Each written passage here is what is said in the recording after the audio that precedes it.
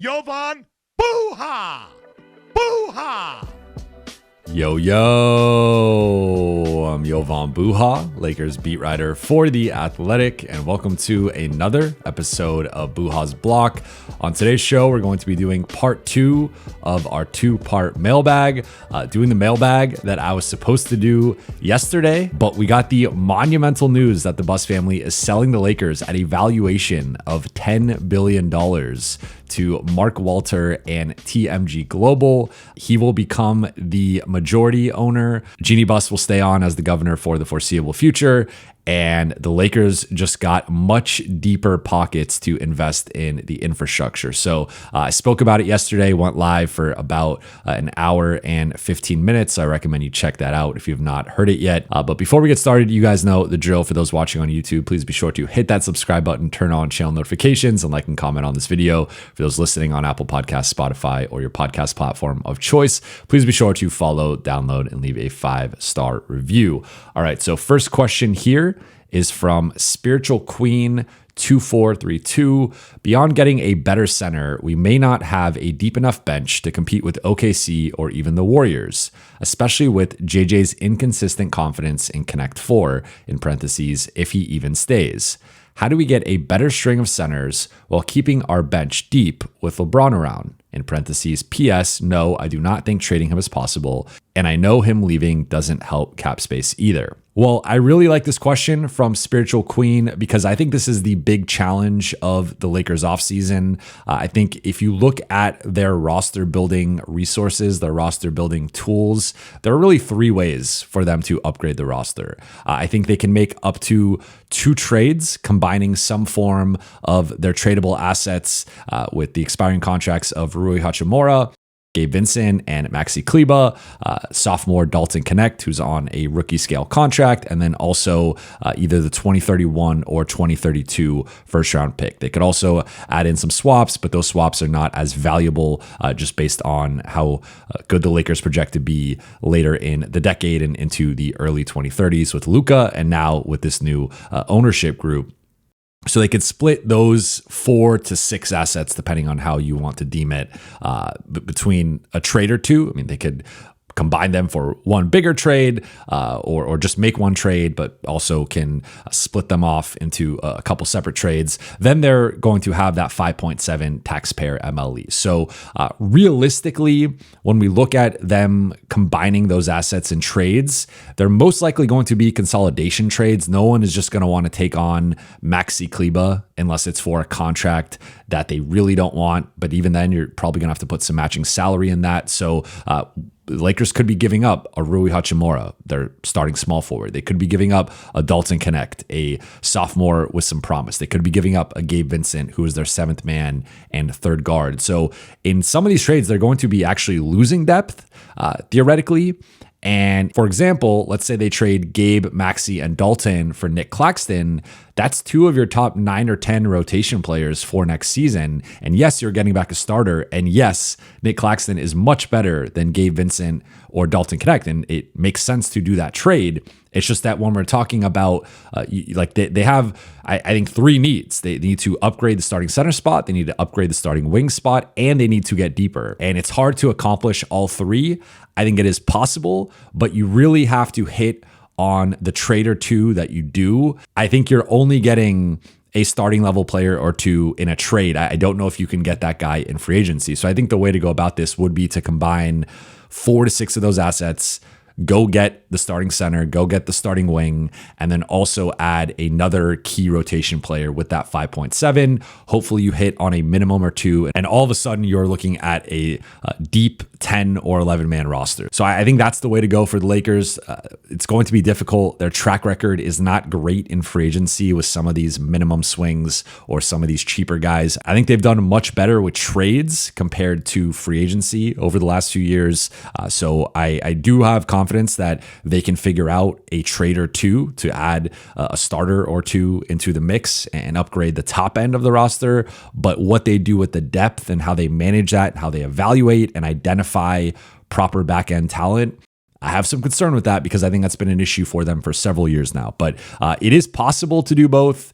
It is going to be difficult. It is going to require some creativity. And I think it's probably going to require them looking at types of players they haven't necessarily looked at in the past. I do think they need to have a stronger and greater emphasis on younger players, more athletic players, more two-way players.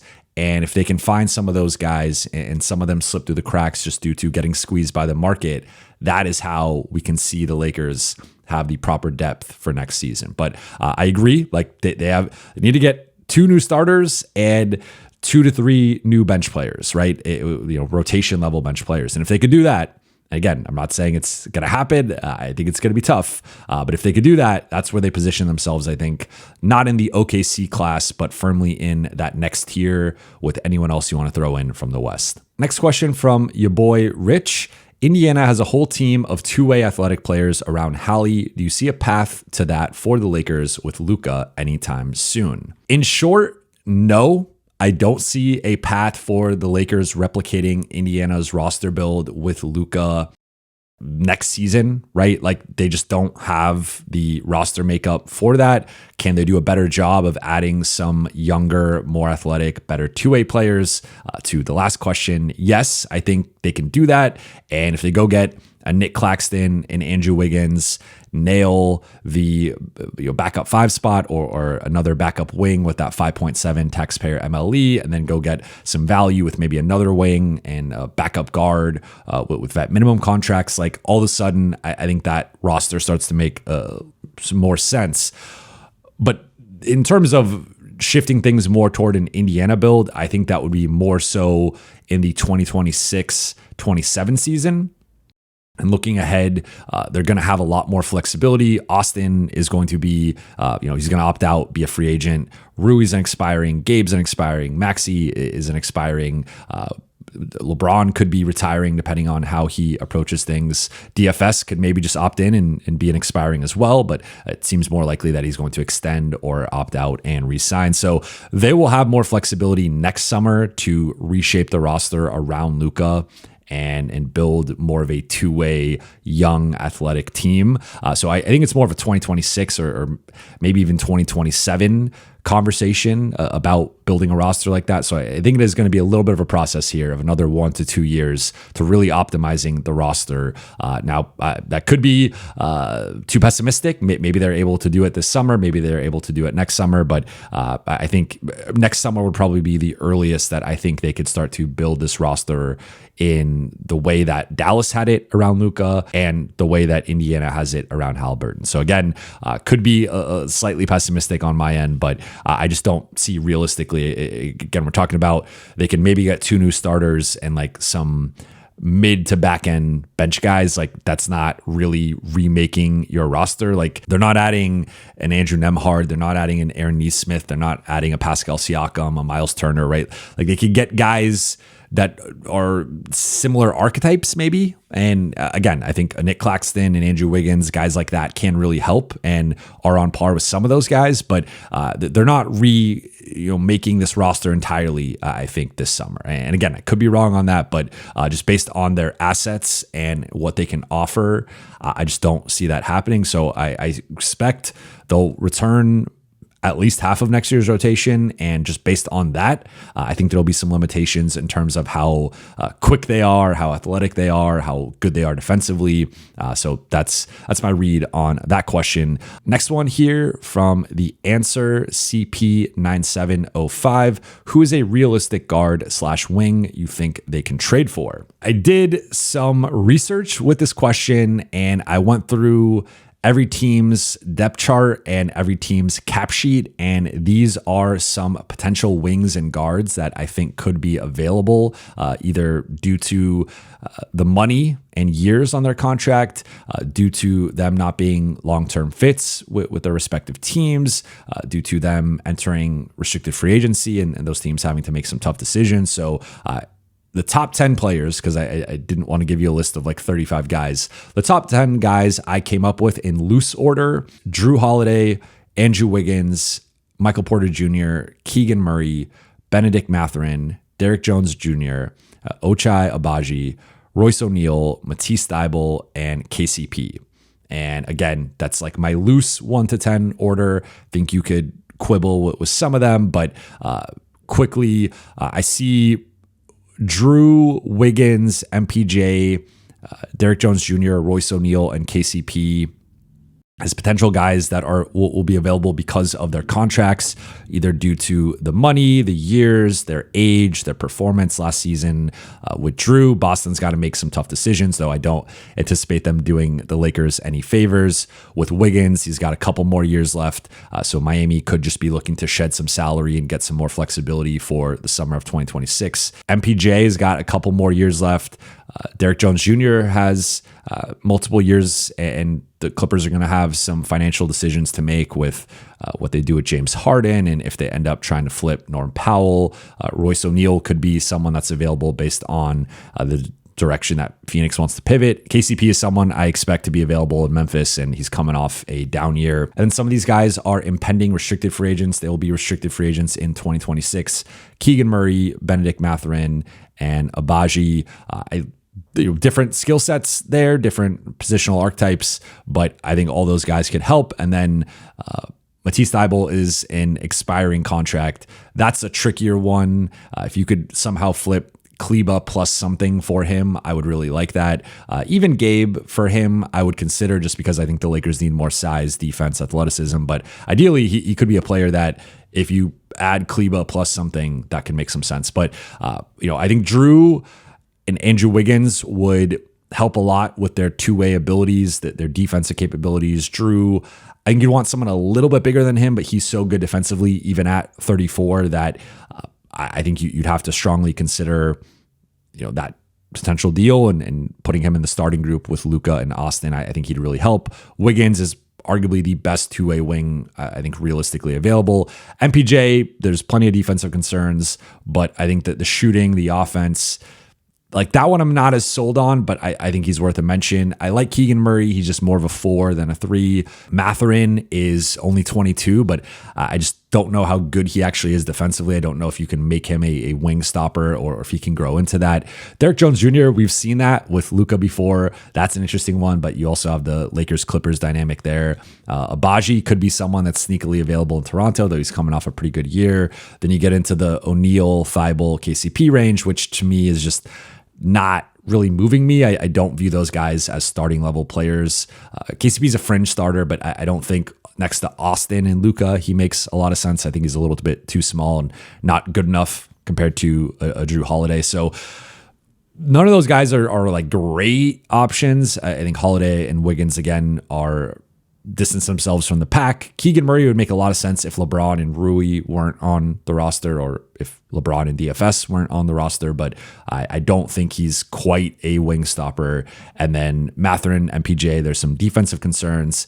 And then once you get to the DJJ and Abaji, those guys are also kind of fringe starter, high-level bench guys. So none of those options are great, and that's kind of my point. Is I'm going to be doing a center list next week, and I'm also going to be doing a perimeter player list next week in terms of free agency and trades. And just going through these guys, it's like there's not a lot of great options in my opinion, especially with the Lakers assets. If they had 3 picks, we're having some different conversations about what's available to them. But because they only have 1 pick in Dalton, I think it's going to be a little barren in terms of their trade market options. And again, they only have the 5.7 tax MLE, so they're relatively limited in free agency as well. But we'll see. But I think those are some of the names. Next question from @Gorilla the Conqueror. If the Lakers give AR a market value contract, when is the cap spike, and would it go up enough for it to be a solid contract? I would argue that if the Lakers paid Austin his market value right now, even going back to last season, they gave him $30 million or even up to $35 million.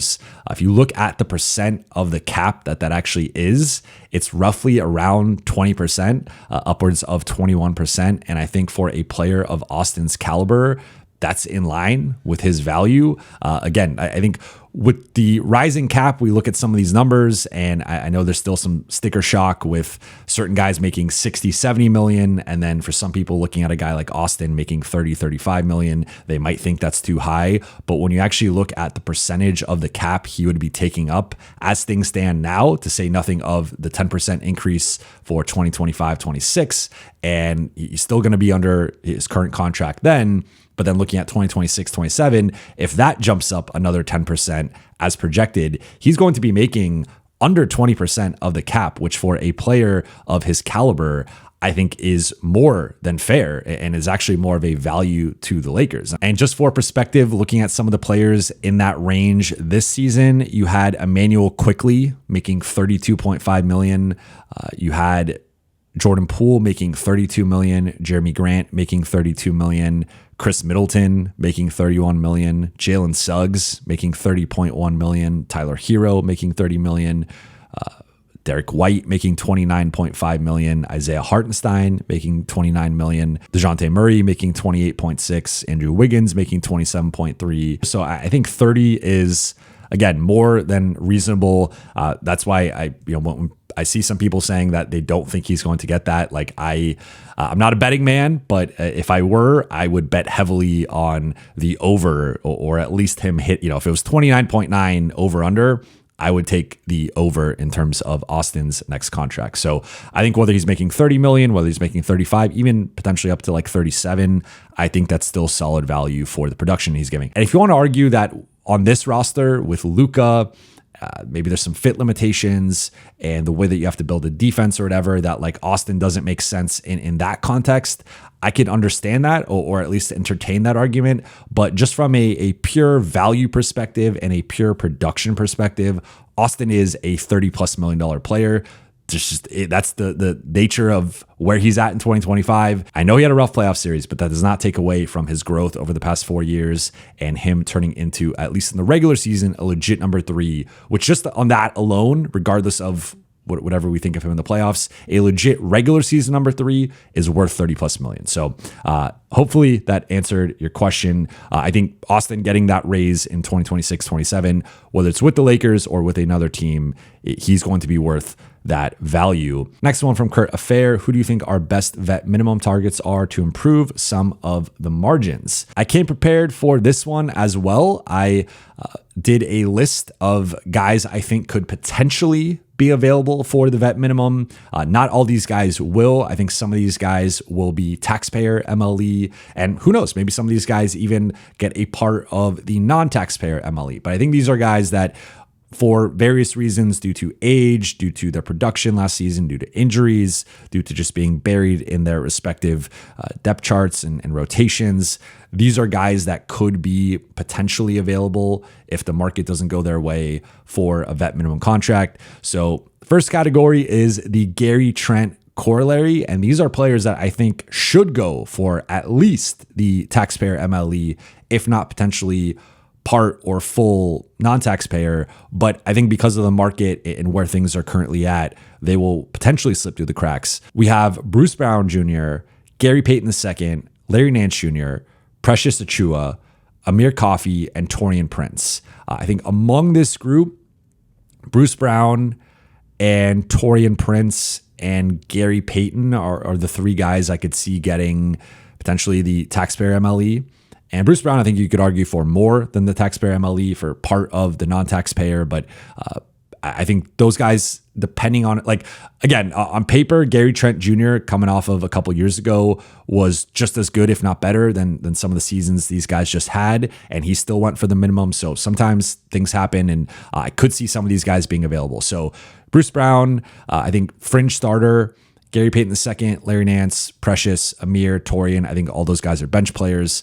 Bruce, to me, would be the top guy to get among this group. Then there's some veteran minimum guys with upside. Looking at Jayshawn Tate and Gary Harris. These are guys that have fallen out of the rotation in their respective previous stops, and I think there could be some untapped upside or them dusting off the cobwebs and getting back into being like back end rotation guys. Next category is not the best fit, but could be too valuable to pass up, and that's Alec Burks, Tyus Jones and Corey Joseph.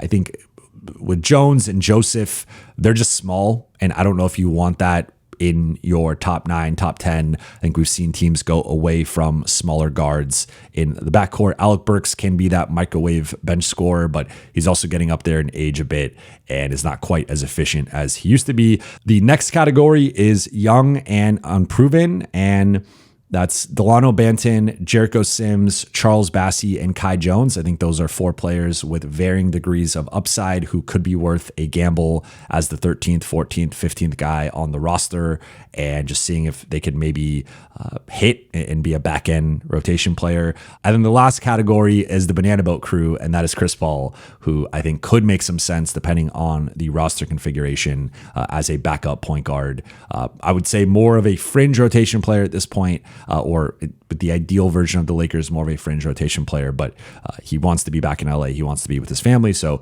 that's another player that I could see. But among this group, the names that stick out: Bruce Brown Jr., Gary Payton II, Amir Coffey, Taurean Prince, maybe a bench role, like a 9th man role for Taurean Prince. I really like, maybe 8th at most, but I think 9th is probably more in line. Gary Harris is a name that intrigues me. I like Banton, Sims. I really like Bassey too. So there's some, like Kai Jones had a good close to the season with Dallas. There's some names here that are interesting, and I think the Lakers can find some potential value on the minimum market. Next one from Talik Khalifa. I'm sorry this is so redundant, but which path do you think is more likely for the Lakers to truly maximize their potential? Austin traded for his max value or kept on the roster in a Manu role? In parentheses, must preface, I'm an AR fan. Between these two, I would say trading him would be the better thing. Now, if you could build a roster where it made sense to bring him off the bench and potentially reduce his role a little bit, sure. Like if you had a Boston Celtics level starting 5 and Austin's your 6th man, then that's a loaded team that I could see that making some sense. But if it's just purely like moving him to the bench and potentially playing him less and thinking that staggering him and Luka more is just going to be the better option, I don't think that makes sense. I'll say this. I can understand if you want to argue should be a 6th man on this team, but I think there are a lot of people who think he's just a 6th man in general.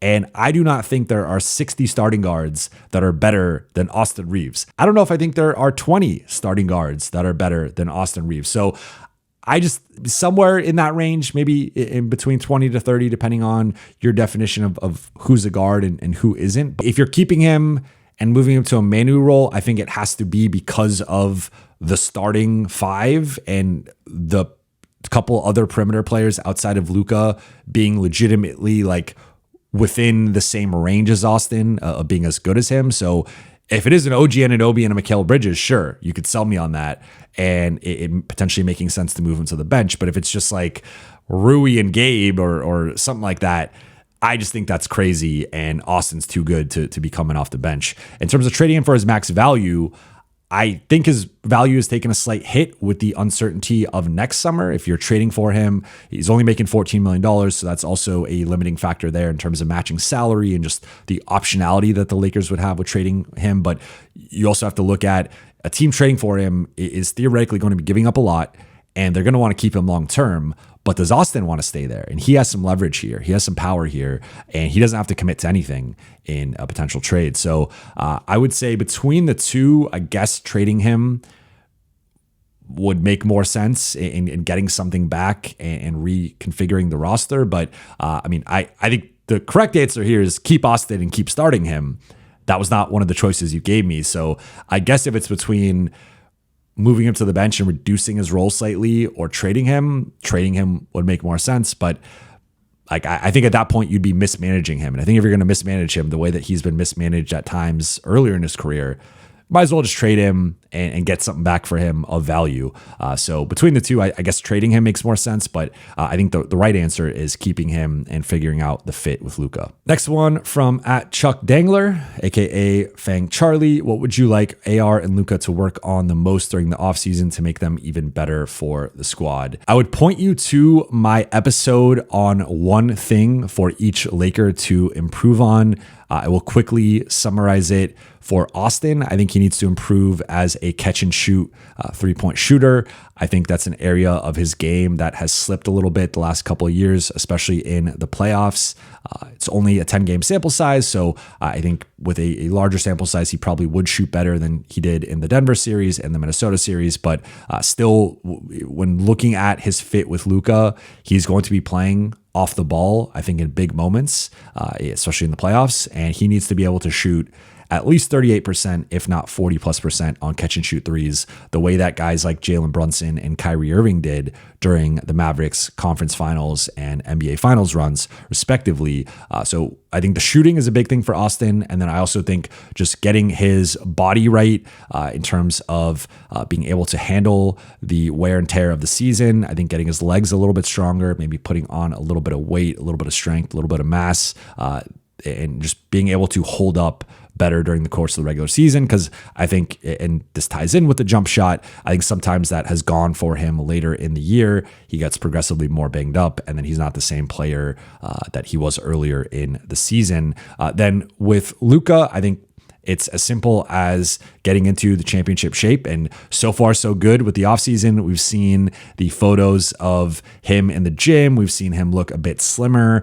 We've seen on social media the food that he's eating, and he seems to be on a healthy diet right now. So I think for him, if he can lose a little bit of weight, get in better shape, and come into next season looking more like he did a couple years ago, that's where you could have the MVP Luka season. The Lakers win 55 plus games, be a top 2 or 3 seed, and Luka, potentially win MVP, and the Lakers go on a deep playoff run. So I think those are the two things for each of those guys, but I spoke more in depth about it on that episode. Next question from Jonathan Lewis. What national storyline about the Lakers is the most accurate? What is the biggest misconception? This is an interesting one with the sale fresh on my mind. I would say the storyline about the Lakers that's the most accurate is I think the lights are too bright for some players. I think we see it all the time with certain guys being 42, 40, 38% three-point shooters for other teams in previous stops, and they come to the Lakers and they shoot 32, 34, 35%.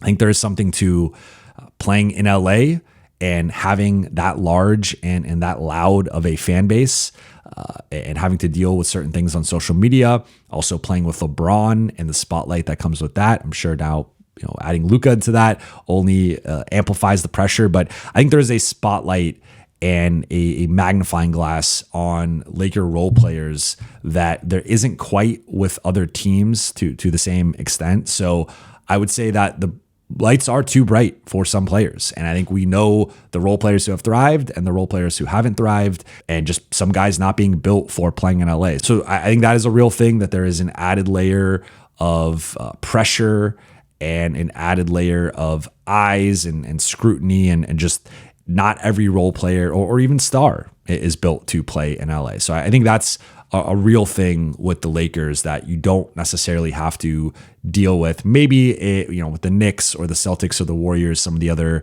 bigger teams, bigger fan bases. But I think even then with the Lakers, it's at a different level. In terms of the biggest misconception with the Lakers, I would argue that the fan base is underrated and overly hated. And I could speak to this with going to every Laker home game over the past 5 years in the regular season and playoffs, with traveling on the road and meeting Laker fans, with interacting with you guys on YouTube and live streams and in comment sections and on social media. Like, I think Laker fans are the best fan base in the NBA. I think they are the right mix of passionate and knowledgeable. And yes, sometimes they can crash out a bit, right? And sometimes they can, they have high standards, right? And that's the thing. I think there is, compared to some of the other fan bases, that there's just every year it's championship or bust. And if that roster is not looking like it's a championship team, or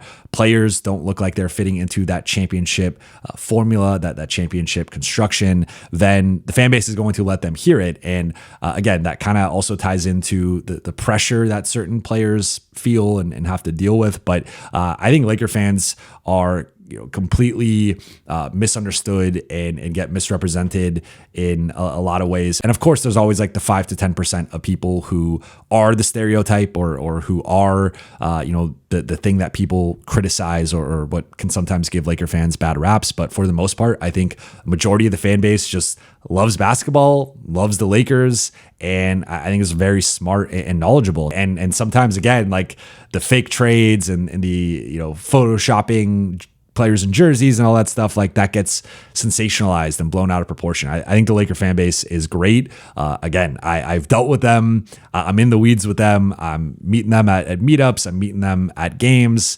I'm talking with them online. I'm DMing with them. And I can just say that like it is a great fan base. It is an awesome fan base. And I think they get far too much hate, which again, you can point to certain examples of things, and I'm not saying that they're perfect, and I'm not saying that there aren't times where people cross certain lines, and thinking about certain situations over the past few years where DMs or threats or whatever to players, like that is totally inappropriate and uncalled for and just uncool. But I think for the most part, this fan base has been nothing but great in my experience and in interactions with them. And I think Lakers fans are the best. So that would be, I think that the fan base gets totally misrepresented in a lot of national dialogue.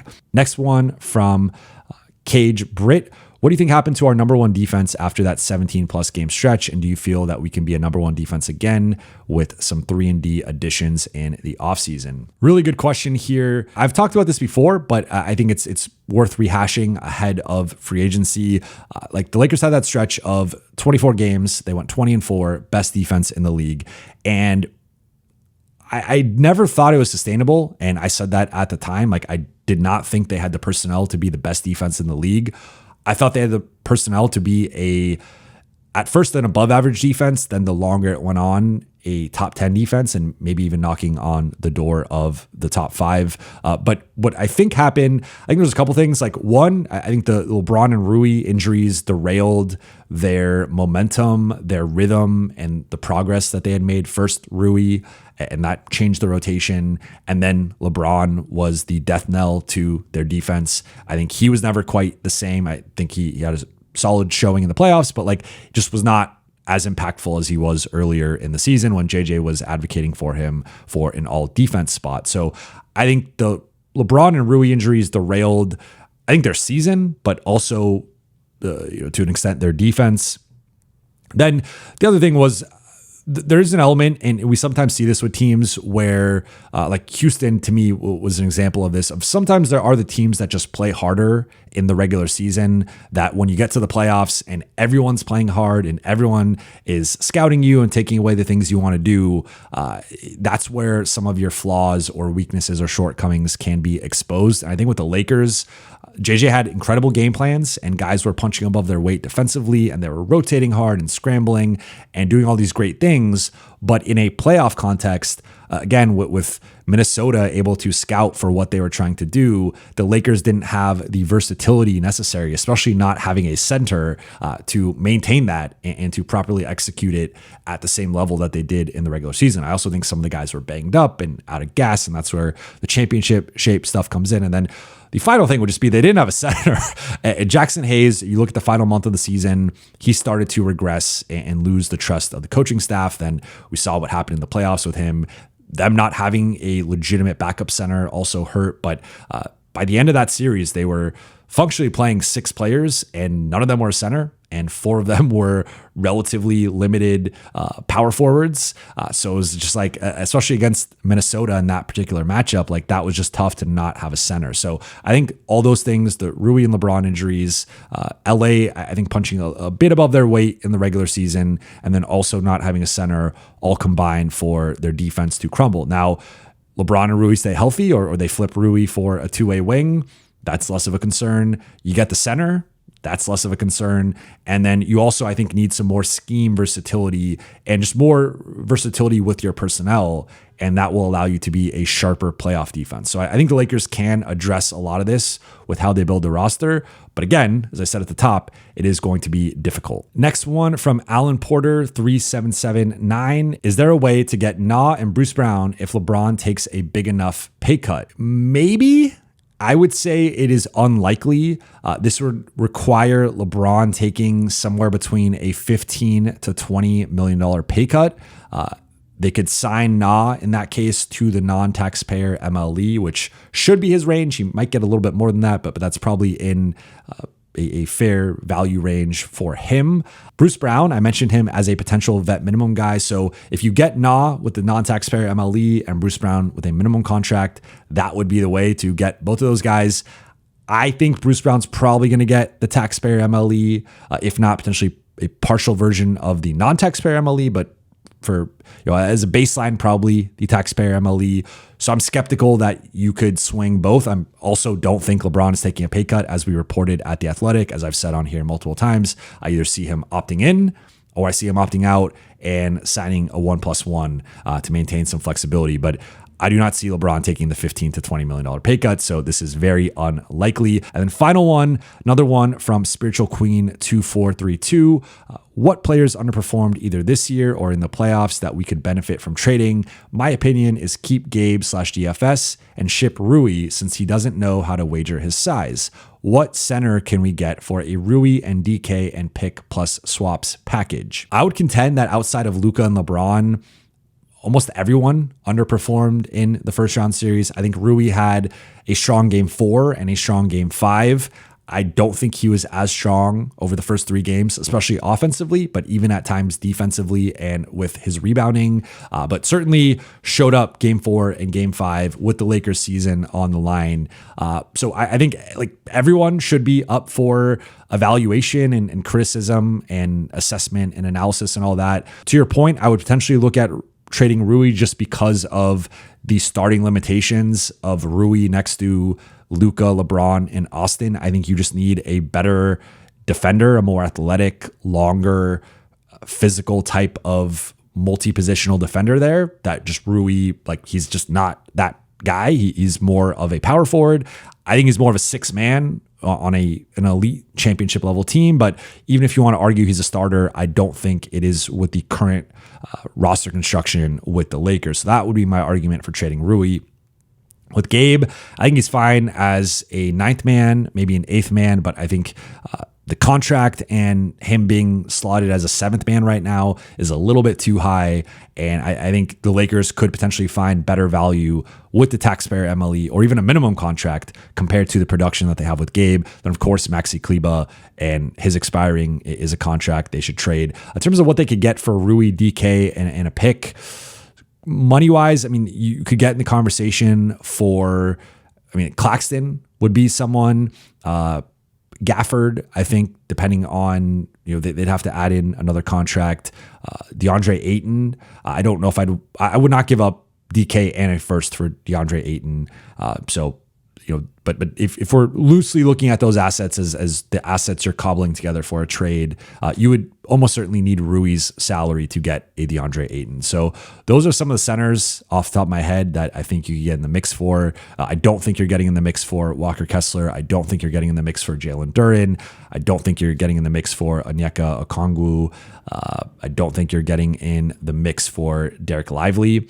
So those are some of the centers that I also like, but I don't see the Lakers having the requisite assets unless they're putting Austin on the table, which is a totally different conversation. But to your point, I think most of the roster rotation, like I had my playoff grades and most people did not, no one got an A, including Luka. And highest grade was a B+, and most of the rotation was in between a B- and a D. So, Jackson got an F. So, it was a rough postseason for most of the rotation. But that'll do it for today's mailbag. Thank you so much for watching and listening. For those watching on YouTube, please be sure to hit that subscribe button, turn on channel notifications, and like and comment on this video. For those listening on Apple Podcasts, Spotify, or your podcast platform of choice, please be sure to follow, download, and leave a 5-star review. I'll be back next week with draft content. I will talk to you then.